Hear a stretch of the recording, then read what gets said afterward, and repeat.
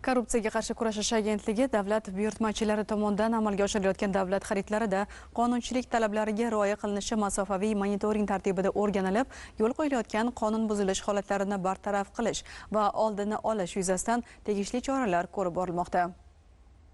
Joriy yilning yanvar-aprel oylarida davlat buyurtmachilari tomonidan qariyb 21 milliard so'mlik 18 ta davlat xaridlarida qonun buzilish holatlariga yo'l qo'yilganligi aniqlandi. Toshkent viloyat hokimligi huzuridagi Toshkent viloyatida biznes markazlarini qurish direksiyasining 2,2 milliard so'mlik, tadbirkorlikni rivojlantirish kompaniyasi aksionerlik jamiyatining 313 million so'mlik, Beshariq tuman tibbiyot birlashmasining 300 million so'mlik, Dehqonobod tumani hokimligining 189 million so'mlik, Ellikqal'a tumani maktabgacha maktab ta'limi bo'limining 95 million so'mlik davlat xaridlarida davlat xaridlari to'g'risidagi qonunning talablariga zid ravishda o'zaro afillangan shaxslar ishtirok etgan. Shuningdek, ayrim davlat xaridlarining baholash jarayonida qonun buzilish holatlariga yo'l qo'yilgan. Xususan, Dehqonobod Kaliy zavodi aksiyadorlik jamiyatining 10,8 milliard so'mlik, Nurafshon shahar tibbiyot birlashmasining 1,9 milliard so'mlik, G'uzor tumani obodonlashtirish boshqarmasining 1,9 milliard so'mlik, Dehqonobod tuman obodonlashtirish boshqarmasining 1,1 milliard so'mlik, tabiiy va aniq fanlarga ixtisoslashtirilgan Sirojiddinov nomli akademik litseyning 573 million so'mlik, Termiz Olimpiya va Paralimpiya sport turlariga tayyorlash markazining 572 million so'mlik, Ammusurxon irrigatsiya tizimlari havza boshqarmasi huzuridagi nasos stansiyalari va energetika boshqarmasining 520 million so'mlik, Sirdaryo viloyati hududiy qurilish va uy-joy kommunal xo'jaligi sohasida nazorat qilish inspeksiyasining 83 million so'mlik, Yangiobod tumani tibbiyot birlashmasining 45 million so'mlik, Mo'ynoq tumani hokimligining 40 million so'mlik xaridlarida noqonuniy holatlar aniqlandi.